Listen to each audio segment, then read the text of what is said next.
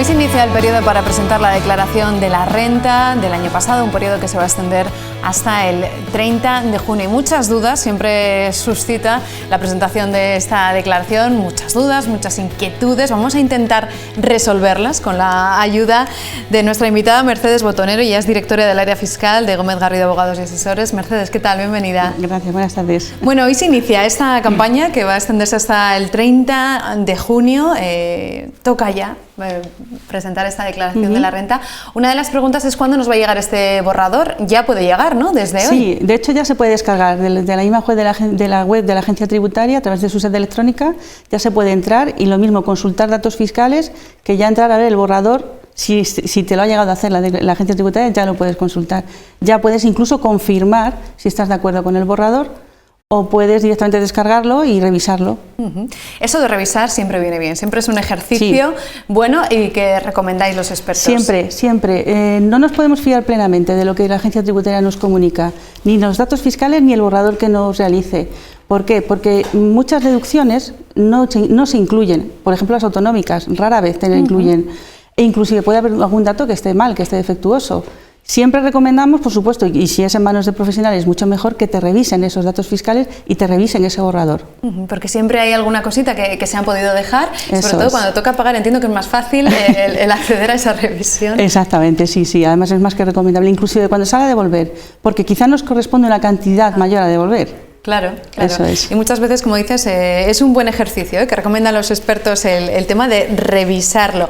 ¿Cuáles son esas dudas e inquietudes que suelen surgir al contribuyente, ¿no? Cuando ya ha llegado este 6 de abril? Pues la primera siempre es si tengo derecho o tengo obligación de realizar la renta, de hacer la declaración o no. Ajá. ¿Por qué? Porque depende si tenemos un pagador de rendimiento del trabajo, si no es de rendimiento del trabajo, si tenemos más de uno. Esos límites, si los sobrepaso o no los sobrepaso, recordemos que cuando tengo un solo pagador, ese límite se queda en 22.000 euros brutos al año. Si supero esa cantidad tengo que hacer la declaración, pero si me quedo por debajo no estoy obligado. No estoy obligado no significa que no la tengas que hacer, porque si te han efectuado, si te han practicado retenciones, muchas veces, aunque no exista esa obligación, sí es recomendable realizar la declaración de la renta, porque vas a tener retenciones que te van a salir a devolver. Pero bueno, siempre la primera duda que siempre se plantea es, ¿tengo que hacerla? Y a partir de ese momento, pues ya evaluamos. El tema de 2 pagadores o más. Sí. Bien, en ese caso, ese límite de 22.000 euros, que sería por un único pagador, bajaría hasta los 14.000, ¿vale? Con una salvedad importante que también nos preguntan todos los años los contribuyentes. Yo puedo tener una renta puedo tener 3 pagadores, por poner un ejemplo que todo el mundo nos entienda. Si ese segundo y tercer pagador, la suma de lo que yo percibo del segundo y el tercer pagador no supera los 1.500 euros, ese límite ya no se queda en los 14.000, vuelve hasta los 22.000. ¿Vale? Entonces, eso también es algo que suscita muchas dudas y porque hasta cierto punto es difícil de entender. Claro. ¿No? Pero eso también sería importante tenerlo muy en cuenta. ¿Qué percibo por el segundo y siguientes pagadores? Hoy, como les decimos, inicia esta campaña de la declaración de la renta. Vamos a conocer cuáles son algunas de esas novedades con la ayuda de Montse Catalán. Montse. Pues sí, Silvia, llega el momento de hacer la declaración de la renta y los contribuyentes debemos tener en cuenta algunas novedades para esta campaña 2021. La primera es que la campaña de la renta tiene como una de las principales novedades el cambio en los tramos del impuesto del IRPF. Pasan de ser 6 a ser 5. Al incluir un nuevo gravamen marginal nuevo del 47% para las rentas que ingresen más de 300.000 euros. Este año, además, Hacienda aumenta la vigilancia sobre las inversiones en criptomonedas, que además en la declaración las deberemos incluir cuando superen los beneficios los 1.000 euros, tanto si vienen de España como si vienen del extranjero. Otra de las novedades incluidas es que se incluye un tramo que afecta a las ganancias de ahorro. Se trata de declarar los beneficios procedentes de acciones, inversiones en fondos a plazo fijo o ahorros. Este tramo afecta especialmente a aquellas rentas del ahorro que superen los 200.000 euros, a las que se les aplicará un tipo del 26%. Otro afecta a los planes de pensiones. Las desgravaciones de los planes de pensiones privados individuales se reducen hasta un máximo de 2.000 euros. También, si es para empresas, es 8.000 euros. Y si tenemos ambos, el límite se fijará en los 10.000 euros. En la transmisión de inmuebles, otra novedad tiene que ver con el cambio en la ganancia de patrimonio por la venta o donación de un inmueble. Son deducibles los gastos de IVA, del impuesto de transmisiones patrimoniales o plusvalía municipal. También los contribuyentes deberán tener en cuenta en la declaración de la renta de 2001 el incremento de un punto del impuesto sobre patrimonio en aquellos que superen los 10 millones de euros, pasando del 2,5 al 3,5. En autónomos, además, los trabajadores por cuenta propia en estimación directa pueden deducirse los gastos de su actividad necesarios para la obtención de ingresos. También en vivienda, también son deducibles un 15% los gastos de vivienda habitual hasta un máximo de 9.040 euros para quienes compraron antes del 1 de enero de 2013. También los inquilinos con contrato anterior al 1 de enero de 2015 y que cumplan ciertos requisitos pueden ahorrarse hasta un 10%. Por último, los afectados por el volcán de La Palma también deben tener en cuenta que se aprobó un Real Decreto Ley en el que se estipulaba la exención de tributar el IRPF. No sé qué piensa nuestra asesora fiscal, Mercedes, de estas nuevas novedades. Bien, casi lo más llamativo, aparte de las criptomonedas, que desde el punto de vista publicitario parece que siempre llama la atención. Si bien es cierto que ya existía esa obligación de hacer esa declaración de la ganancia, no es algo nuevo. Sí que es cierto que ha sido un elemento novedoso en cuanto que la misma agencia tributaria no sabía clasificar qué era.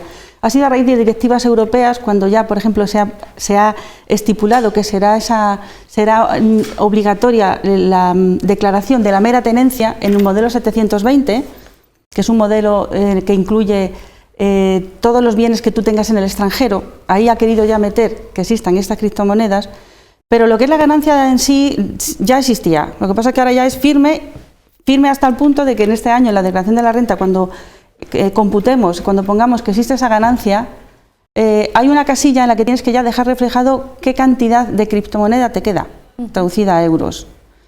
Aparte de eso, bueno, yo creo que también es significativo el incremento a las rentas altas, tanto del trabajo como de rendimientos del capital mobiliario, esas rentas del trabajo, o mejor dicho, esa base liquidable general, porque no olvidemos que subir ese tipo al 47% afecta no solo a rendimientos del trabajo, afectaría a la suma de rendimientos del trabajo más rendimientos de capital inmobiliario, es decir, aquellos alquileres que yo pudiera obtener, y rendimientos de mi actividad económica. Esa sería la base imponible general.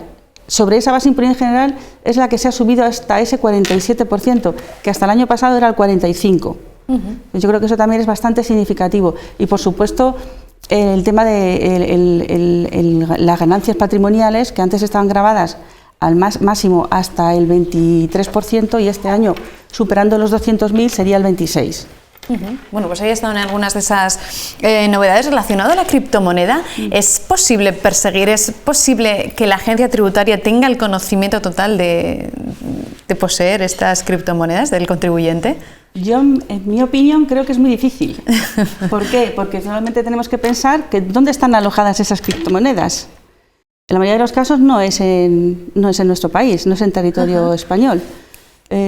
Sí que, como he comentado antes, ha surgido este modelo 720 que te obliga a declarar que tienes la tenencia de tus bienes en el extranjero, y la idea es que a partir del 2023 se incluya en esa declaración, pero hoy por hoy es muy complicado. Yo creo que queda mucho trabajo por parte de la agencia tributaria, pero creo que no solamente española, creo que a nivel europeo, trabajar para querer tener ese control. Hoy por hoy yo lo veo complicado, es mi opinión. Claro, entiendo que se van dando pequeños pasos hacia esa gestión de esa moneda virtual, porque obviamente la tendencia es que cada vez haya más monedas y que tengan que gestionarse también y que tengan que tributarse por ello, ¿no? Son exactamente. Pequeños pasos. Cada vez va a haber más medios de pago y más medios de intercambio económico que no sean los habituales. Uno de ellos será otro será Bizum. son medios que de alguna forma se intenta poner ese control que ya existe sobre todos los medios de pago. Un ejemplo claro de ese control que se quiere tener es el querer eliminar los pagos en efectivo. En la ley del fraude que salió en julio del 2021 ya estableció que entre intercambios de efectivo entre empresarios o profesionales el límite estaba en 1.000 euros. Es decir, un pago entre profesionales en efectivo puedo hacerlo hasta 1.000. Lo que supere 1.000, si lo hago en efectivo estoy infringiendo la norma y puede ser objeto de sanción. Antes era 2.500. O sea, el objetivo, yo creo que el objetivo de la agencia tributaria es lo que hablábamos, ese control exhaustivo de todos los medios de pago, de cómo se paga y sobre todo seguir ese rastro, ¿no? Y cada vez más esa parte digital. Bueno, estamos hablando con Mercedes Botonero, la directora del área fiscal de Gómez Garrido Abogados y Asesores, porque hoy se inicia esa campaña de declaración de la renta que va a tramitarse hasta el 30 de junio, pero no sé cuáles son esas fechas que tenemos que tener en cuenta. Bueno, pues a tener en cuenta pues el calendario fiscal, las fechas como hoy saben. Hoy comienza la campaña de 2021 de la declaración de la renta. El 3 de mayo se abre el plazo para solicitar a Hacienda la cita previa para la atención telefónica. El 5 de mayo la agencia tributaria comienza a atender al declarante vía telefónica. El 26 de mayo los contribuyentes pueden empezar a solicitar ser atendidos presencialmente en las oficinas de Hacienda. El 1 de junio se inicia la atención presencial en las diferentes sedes que tiene repartidas la agencia tributaria por toda España para la nueva campaña. El 27 de junio concluye el plazo para presentar las declaraciones de la renta 2021 que salen con resultado a ingresar por domiciliación bancaria. Y la última fecha, el 30 de junio, es el último día que Hacienda mantiene abierta a los contribuyentes la ventanilla para presentar la declaración de la renta de 2021. Gracias, Monse. Bueno, pues ahí está ese calendario del contribuyente que hay que tener muy en cuenta, esas fechas que nos comentaba nuestra compañera Monse Catalán. Quería preguntarte, Mercedes, por el tema de los ERTE, los ERE, claro, que afectan a muchos contribuyentes porque en ese periodo de 2021 ha habido muchísimos trabajadores que han estado en ERTE o en ERE. Eso es. Justo cuando hemos estado hablando antes de esas limitaciones o esa obligación de presentar declaración cuando tengo más de un pagador, afecta a mucha gente que ha estado en ERE o en ERTE. ¿Por qué? Yo puedo estar trabajando siempre para una misma empresa, pero si esa empresa, aunque solo sea en un día, me ha metido en ERTE o en ERE, ya tengo dos pagadores. Ya hay dos pagadores, claro. Tengo la Seguridad Social y tengo mi empresa. Entonces, ese límite en el que yo antes podía contar que era ese máximo de un pagador hasta 22.000 euros, exención de presentar la renta, me cambia. Me cambia, como os comentaba antes, me bajaría a 14.000 con esa peculiaridad de saber o de sumar qué cuantía me pagan esos segundos pagadores. Y esto es muy importante que lo digamos aquí porque el año pasado, que fue el primer año en que hubo tanto ERTE, que fue el 20, hubo muchos clientes que se acercaron con la duda de si tenían que hacer o no declaración porque estaban convencidos de que no era el caso. Porque es lo que comentamos, tenía un solo pagador. Pero al entrar en ERTE, aunque sea un día, ya tienes dos pagadores. Eso es muy importante que lo sepa todo el mundo. Pues muy importante esa puntualización que nos hacía Mercedes, porque aunque el año pasado pilló a muchos, es cierto que en este 2021 han entrado otros en ERTE y en ERE es importante. Mercedes, gracias por aclararnos tantas dudas que nos surgen y como nos decías antes, bueno, pues siempre en las manos de un profesional estaremos mejor aconsejados, desde luego. Mercedes Botonero, gracias. Gracias a vosotros. Bueno, y ahora vamos a hablar de talento joven, en este caso del Tour del Talento, que hace parada estos días en Logroño, en la capital de La Rioja, que se convierte en la capital del talento, ofreciendo diferentes oportunidades de futuro a los más jóvenes.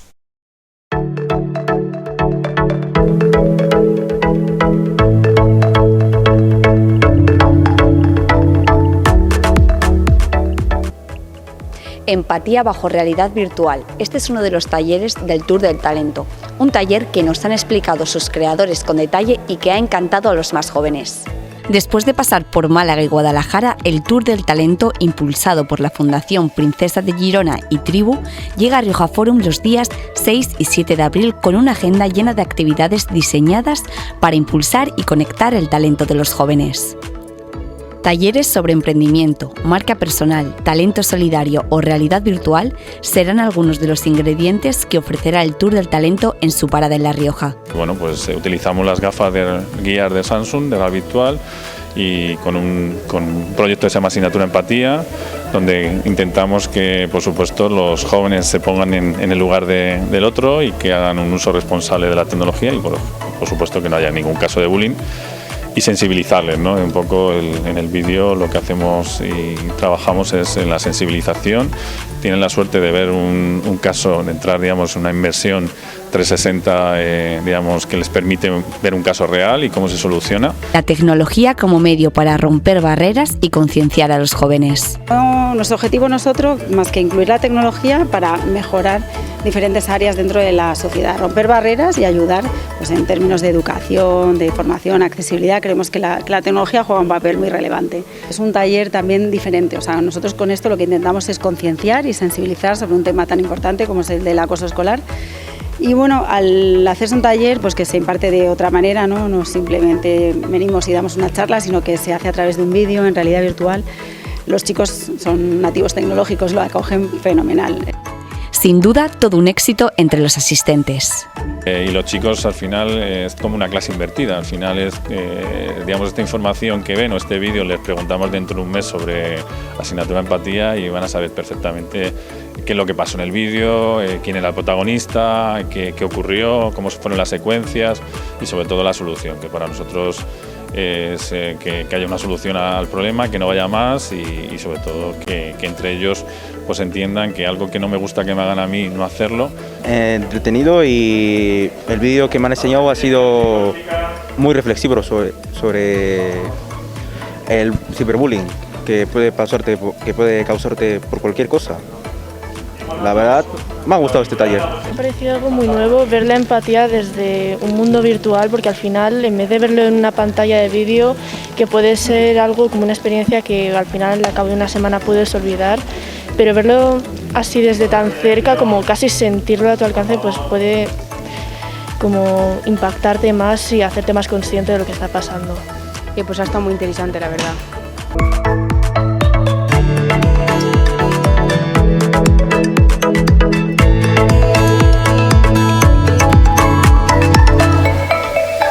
Y ahora vamos a hablarles del libro No pasarán, del autor Mario Amorós, que ha hecho una biografía exhaustiva de la Pasionaria.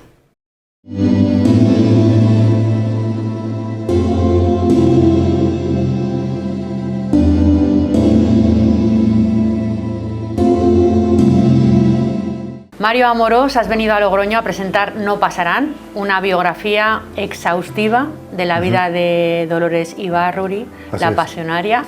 Entre otras cosas, has tenido pues, la suerte, el placer de poder acceder al archivo familiar de esta conocida líder comunista, ¿no? Así es, la biografía se construye a partir de la documentación de dos archivos excepcionales. En primer lugar, el archivo personal de Pasionaria, de Dolores Ibárruri, que conserva su nieta Lola en Madrid, y por otra parte también el archivo histórico del Partido Comunista de España, que se conserva en la Universidad Complutense. Son dos repositorios documentales excepcionales para la historia de España en el siglo XX, y esta documentación me ha permitido contar la vida de Pasionaria con un detalle y una documentación hasta ahora inéditas.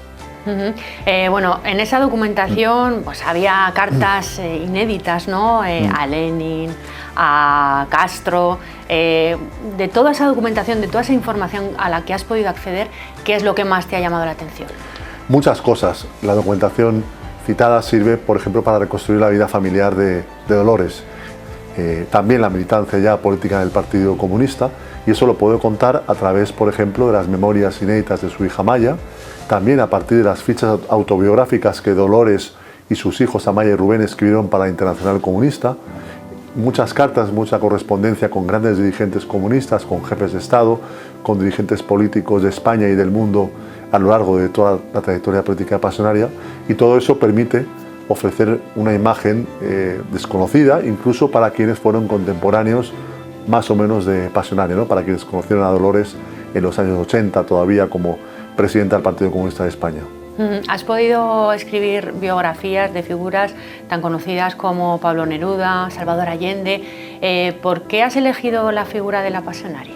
Porque yo creo que estaba pendiente una biografía exhaustiva de Dolores, y sobre todo estaba pendiente sabiendo que existía el archivo personal de Dolores y sabiendo que ahí está el archivo histórico del Partido Comunista de España.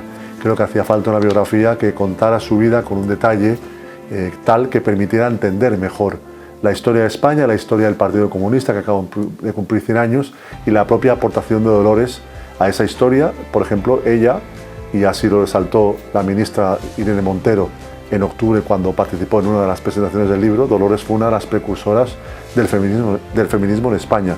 Dolores, que solo se definía como comunista, en los años 30, en el tiempo de la Segunda República, defendió de manera ardiente en artículos de prensa, discursos, etc. en el libro, la igualdad necesaria de las mujeres y los hombres en todos los ámbitos de la vida. Esa faceta, recuperarla, ponerla en el momento histórico que vivimos hoy, creo que es importante. Es indiscutible la habilidad, la capacidad de la pasionaria oratoria, ¿no? Era un animal político, pero ¿cómo lo llevaban los compañeros de partido, bueno, ese liderazgo femenino? Tuvieron que admitir muy pronto que no había otra dirigente comunista como Dolores para presentar al pueblo la política del Partido Comunista de España. Eso se ve claramente antes incluso de la guerra, en el año 36, cuando se construye el Frente Popular, y sobre todo a lo largo del año 36, después de la victoria de la izquierda en las elecciones generales, cuando es Pasionaria la que protagoniza, por ejemplo, el mitin en Las Ventas del 29 de febrero del año 36, con Rafael Alberti ante miles de personas, y, por ejemplo, el famoso debate en las Cortes de la República, la tarde del 16 de junio de 1936, cuando Dolores Ibárruri, una mujer autodidacta que no pudo ir ni siquiera a la enseñanza media, fue capaz de confrontar, de denunciar en el Parlamento de la República la conspiración en marcha de las derechas contra la democracia en España. Y ella rebate ese día a José María Gil Robles, el líder de la CEDA, con un discurso que al día siguiente fue aplaudido por toda la prensa republicana, socialista y comunista. Tenía grandes cualidades como oradora, y ahí está también ese discurso para la historia de la noche del 18 al 19 de julio del año 36 por los micrófonos de Un Radio Madrid, la actual cadena SER, cuando es Pasionaria quien lee la declaración política del PC, que todos conocemos como el discurso del No Pasarán, que fue una declaración política del Partido Comunista de España dirigida al pueblo republicano, llamando a defender la democracia y la república cuando esta ya estaba amenazada por el golpe de Estado militar.